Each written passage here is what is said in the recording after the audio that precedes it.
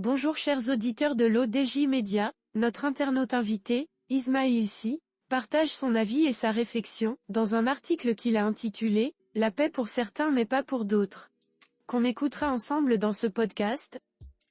Notre journaliste débute son article de la manière suivante. Depuis la fin du XXe, ce sont les lignes du particularisme dans notre vision de la paix, qui ont dessiné les bases du monde libre du XXIe siècle.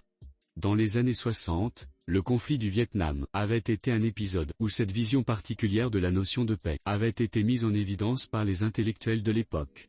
L'histoire se rappelle du manifeste d'une frange d'intellectuels de l'Europe qui avait appelé dans un manifeste à la paix au Vietnam.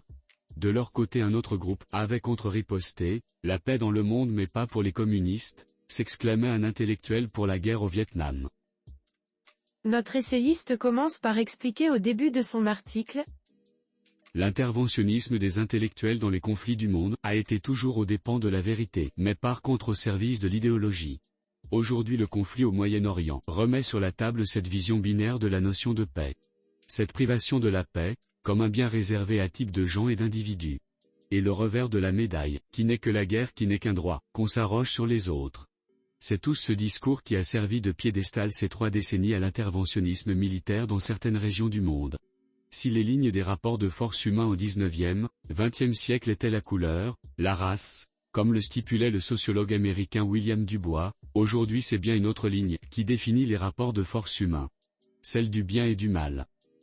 L'empire du mal, la fameuse expression de l'ancien président américain Ronald Reagan, a été pour de nombreux praticiens des relations internationales, le moment déclic qui a changé la dynamique des rapports de force. Si au XVIIIe siècle certains niaient l'humanité de l'autre, à des fins d'exploitation et de productivité, aujourd'hui l'autre est devenu le mal absolu. Offrir au monde une image horrible de l'autre, construire une opinion de détestation et contraindre à choisir son camp. Le camp des gens du bien ou le camp des gens du mal. Et où aucune neutralité dans certains cas n'est permise. Voilà, le nouveau monde dans lequel nous vivons. Démission des intellectuels, expropriation du citoyen de son champ d'analyse, tout y est pour faire dire et faire avaler tout et n'importe quoi. Voilà comment aujourd'hui la raison humaine arrive à concevoir l'idée selon laquelle il y a de bonnes guerres, des bons morts et des mauvais. Elle arrive même à faire croire que l'indifférence est une alternative au risque d'être assimilé au mauvais et encourir les conséquences. Même si dans la Déclaration des droits humains en son article 1er il est dit que nous sommes tous égaux en dignité et en droit, il y a lieu aujourd'hui de se poser des questions sur ce que veut dire cette phrase en 2023. Notre internaute invité approfondit sa réflexion de la manière suivante. Sommes-nous tous égaux en dignité et en droit ? Pour que nous soyons égaux, il faille que déjà d'entrée, certains puissent admettre que d'autres sont leurs semblables. Le philosophe Paul Ricoeur dans son livre Soi-même comme un autre paru en 1990, posait le débat du respect de la dignité humaine, du respect tout court de la vie, prenant en compte également les êtres inanimés. Depuis longtemps, une bonne partie du monde a évolué en niant l'altérité de l'autre. Même si des bouts de phrases cachent la sombre réalité, il a été toujours vrai dans les faits, l'idée selon laquelle une multitude d'autres ont toujours été vus comme des êtres qui sont en dehors de l'humanité. Comment donc faire humanité, si humanité il doit y avoir quand une vie vaut plus qu'une autre vie ? C'est en cela que dans le premier numéro de son journal, Humanité, Jean Jaurès dans son édito laissa entendre l'existence superficielle de l'humanité. L'humanité n'existe point encore ou elle existe à peine. Par les actes de l'homme à l'homme, elle est compromise. Quand nous voyons l'état du monde aujourd'hui, comment ne pas partager le point de vue de Jaurès ? Quand nous voyons ces milliers de victimes en Palestine, qui eux doivent subir pendant qu'ailleurs tout est fait pour apporter la solution de l'élite mondiale, nous ne pouvons que convenir que l'humanité existe à peine. Cette humanité sélective entretenue par tous les artifices, progrès, économie monde, et tout l'imaginaire qui en découle montre fatalement ses limites. Dans ses travaux, le sociologue Maurice Godelier pose la question suivante, jusqu'à quand l'on continuera à ignorer l'altérité des autres, qui font aussi partie de cette humanité ? Jamais de toute l'histoire du monde, on n'ait connu ces pics de croissance démographique. 8 milliards, c'est le nombre d'habitants de ce biotope terrestre.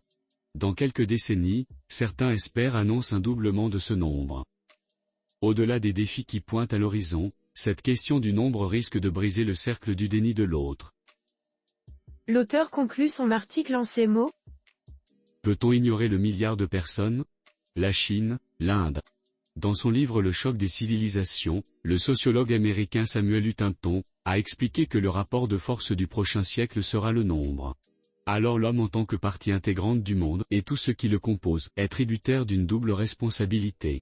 Une vis-à-vis de l'espèce et l'autre vis-à-vis de la nature.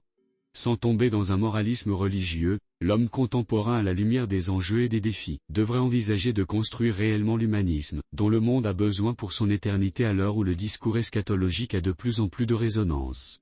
Rédigé par Ismail Si. Merci d'avoir écouté ce podcast de l'ODJ Média, notre bouquet de supports numériques, portail, magazine mensuel connecté, web radio R212 dédié à la diaspora marocaine et web TV.